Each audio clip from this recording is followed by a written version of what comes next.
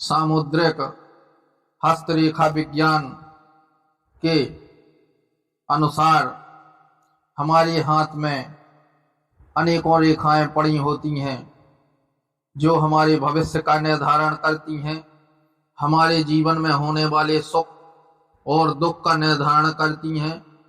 साथ में रोग बाधा, धन ऐश्वर्य, नौकरी एवं संपदा, पुत्र पत्नी सुख, अनेक प्रकार के विषयों को बतलाती हैं। तो आज हम चर्चा करेंगे हाथ में उपस्थित भूत प्रेत बाधा योग के बारे में। किन योगों के कारण मनुष्य को भूत पिशाच का कष्ट उठाना पड़ता है। तो वीडियो को अंत तक देखें जिससे आपको पूर्ण जानकारी प्राप्त हो सके एवं हमारा प्रयास सफल हो सके।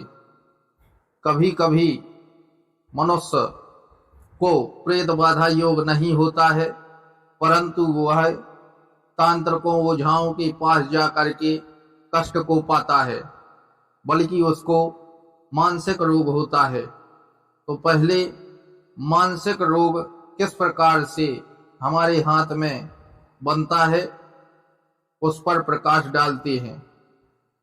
मस्तक रेखा जो होती है वह चंद्र और राहु के साथ मिश्रित हो जाए अर्थात मिल जाए तो मानसिक रोग की स्थिति बन जाती है। इसी प्रकार से चंद्र पर्वत पर, राहु पर्वत पर वलय चिन्ह हो या क्रॉस चिन्ह बन गया हो या जाल हो और मस्तक रेखा टेढ़ी हो करके आकर के वहां झुक जाए तो वह मानसिक रोग से पीड़ित रहता है। परंतु मानसिक रोग और प्रेत बाधा के लक्षण कुछ समान होते हैं, इसलिए मनुष्य उसे प्रेत बाधा मान करके और तांत्रिकों ओझाओं के चक्कर में पड़ा रहता है। 90% मनुष्य मानसिक रोग से पीड़ित रहता है, 10% प्रेत बाधा से भी पीड़ित हो जाता है। अब बात करते हैं प्रेत योग की। हमारे हाथ में किन चिन्हों के कारण प्रेत बाधा जैसी समस्या को भोगना पड़ता है।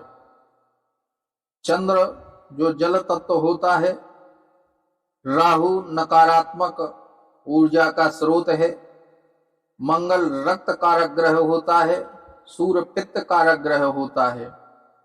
तो यदि चंद्र पर्वत पर वलय का चिन्ह हो या जाल बना हो या कई क्रॉस के चिन्ह बने हों, इसी प्रकार से राहु पर्वत पर वलय का चिन्ह बना हो और वहां पर जाल बना हो और इसी प्रकार से मंगल के ऊपर भी जाल या वलय का चिन्ह बना हो और इन तीनों का समायोजन होता हो, जैसे कि एक रेखा जाकर के तीनों पर्वतों को काटे या यह पर्वत दबे हुए हों, माने बल में हीन हो, ऐसी स्थिति में प्रेत बाधा योग बन जाता है।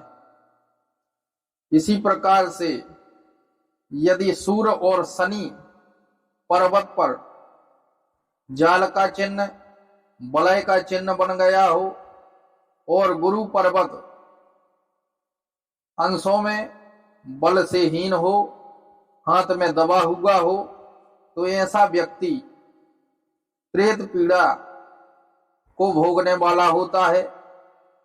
यदि सूर्य की स्थिति हाथ में सही नहीं है और गुरु की स्थिति भी हाथ में सही नहीं है, यह दूषित हैं, दबे हुए हैं, तो मनुष्य को कई वर्षों तक इस बाधा से पीड़ित रहना पड़ता है। जिस व्यक्ति के हाथ में प्रेत बाधा रेखा बनी होती है उसकी पहचान लक्षणों के अनुसार इस प्रकार कर सकते हैं। अकारण ही मन उदास होने लगता है, मनोस्थिति जो होती है वो असमान्य रहती है, सिर अक्सर भारी रहता है। शरीर पर बहुत बोझ का अनुभव होता है, जैसे 50 किलो का वजन रखा हो। आंखें भी भारी रहती हैं, लाल रहती हैं, ऊपर की ओर चढ़ी रहती हैं। आंखों की स्थिति अन्य मनुष्यों से भिन्न होती है। कभी बहुत अधिक और कभी बहुत कम भूख लगने लगती है। पागलों जैसी हरकत करने लगता है। व्यर्थ में बड़बड़ाना, बिना किसी ठोस वजह के बहुत थकान का अनुभव करना, सोते में उठ कर के चल देना या सोते हुए चौंक जाना, जागृत अवस्था में भी विचित्र दृश्य एवं वस्तुएं उसे दिखती हैं। चिल्लाने लगता है कि वो दिख रहा है, ये दिख रहा है। हमेशा भय का अनुभव करता है। सर्प के स्वप्न देखकर डर जाता है। किसी निश्चित समय में कोई निश्चित शारीरिक एवं मानसिक परेशानी या कारण उत्पन्न हो तो यह सब ऊपरी बाधा के संकेत होते हैं। यदि प्रेत पीड़ा से ग्रसित हो गए हैं, हाथ में प्रेत पीड़ा रेखा बनी हुई है, तो ऐसी स्थिति में मनुष्य को बहुत ही बुद्धि से काम लेना चाहिए। उग्र देवता का प्रयोग या उग्र मंत्र का प्रयोग हानिकारक सिद्ध हो सकता है। इसमें यदि दुर्गा सप्तशती का पाठ किया जाए, हनुमान लांगूलास्त्र का पाठ किया जाए या भैरवाष्टक का पाठ किया जाए तो यह भी लाभदायक सिद्ध हो सकता है, परंतु इसकी क्रिया थोड़ा जटिल है, इसलिए सब कोई इसको नहीं कर सकता है। इसके लिए मैं एक छोटा सा और सरल मंत्र बताता हूँ, जिसको करने से निश्चित रूप से लाभ की प्राप्ति होगी। घर में कोई जो भी व्यक्ति हो जो ब्रह्मचार्य का पालन करता हो, शास्त्र का आहार लेता हो और हनुमान जी के प्रति जिसकी रुचि हो, ऐसा व्यक्ति श्री हनुमान जी महाराज का ध्यान करके बताए गए मंत्र को यदि एक माला सुबह शाम करता है और 11 आहुति इसी मंत्र से देता है तो निश्चित रूप से लाभ की प्राप्ति होगी और यह बाधा कुछ समय में शांत हो जाएगी। तो उस मंत्र को ध्यान पूर्वक सुने। मंत्र है ओम हम हनुमते रुद्रात्मकाय ओम फट स्वाहा। मंत्र को एक बार पुनः सुने। ओम हम हनुमते रुद्रात्मकाय ओम फट स्वाहा। मंत्र में जो फट लगा हुआ है वह अग्नि के समान कार्य करने वाला है और इस मंत्र में स्वाहा लगा हुआ है, इसलिए हवन करते समय अलग से स्वाहा नहीं बोलना है। इस मंत्र को आप करते हैं और रोगी को सुबह शाम हाथ में जल लेकर 11 बार इस मंत्र को बोल करके उस आमंत्रित जल से रोगी के ऊपर छींटा मारना है। तो यदि इस प्रकार आप बताए गए नियम के अनुसार कार्य करते हैं तो निश्चित रूप से लाभ की प्राप्ति होगी और कुछ समय में ही यह बाधा पूर्ण रूप से शांत हो जाएगी। ऊपरी बाधा से बचने के मैं कुछ उपाय बताता हूँ, जिसको करने से आप इस बाधा से अधिकांशतः सुरक्षित रहेंगे। अपनी सुरक्षा एवं अदृश्य बाधाओं से बचने के लिए हमेशा ध्यान रखना चाहिए कि रात्रि में दूध पीकर और खीर खाकर अकेले घर से बाहर ना निकलें। पीपल, बरगद एवं इमली के वृक्ष के नीचे थूकें ना वहाँ पेशाब करें और अन्य प्रकार की गंदगी भी न फैलावें।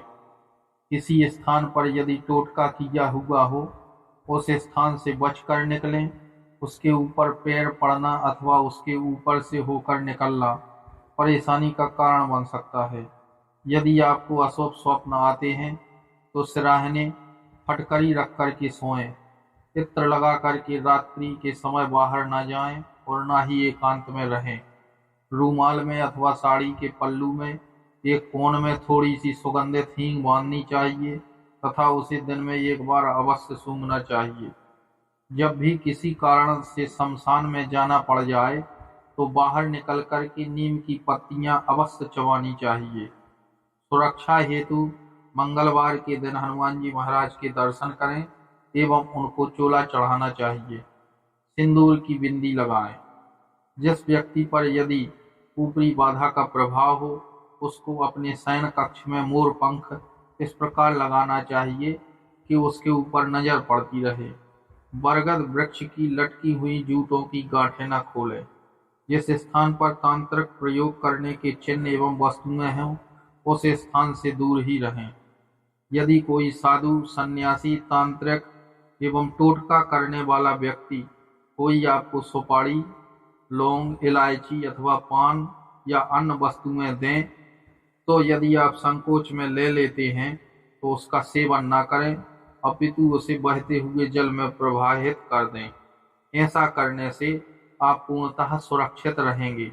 तो इसी प्रकार से ज्ञानवर्धक जानकारी के लिए आप द शक्ति चैनल से जुड़े रहें तथा इसे सब्सक्राइब करें, जिससे आगे की जानकारियां आपको प्राप्त हो सकें।